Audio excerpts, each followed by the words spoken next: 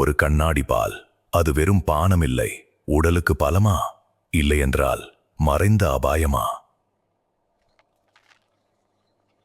இரண்டு பாலும் வெள்ளைதான், ஆனால் உள்ளே இருக்கும் கதை முற்றிலும் வேறுபட்டது. பசுபால் இயற்கைக்கு அருகே இருக்கும் பால்.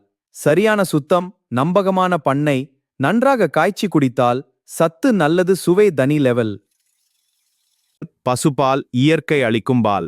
சரியான சுத்தம், நம்பகமான பண்ணை, நன்றாக காய்ச்சி குடித்தால் நல்லது, சுவை தனி லெவல். ஆனா சுத்தமில்லாத சோர்ஸ்ல வந்தால், காய்ச்சாமல் குடித்தால் பாக்டீரியா இன்ஃபெக்ஷன், ஸ்டமக் அப்செட், பெரிய பிரச்சனை. பாக்கெட் பால் பாஸ்டரைஸ்ட், ஸ்டாண்டர்டைஸ்ட், டெஸ்டட், அதாவது ஒவ்வொரு நாளும் ஒரே மாதிரி குவாலிட்டி. நகர வாழ்க்கைக்கு சேஃப், ஈஸி, பிராக்டிக்கல். சிரப்தா? ஆம், குறிப்பாக குழந்தைகள், கர்ப்பிணிகள், வயதானவர்கள், இவர்களுக்கு இதுதான் சேஃபர் சாய்ஸ். கேள்வி: எது நல்ல பால்? இல்லை, எது பாதுகாப்பான பால் தான் சரியான கேள்வி.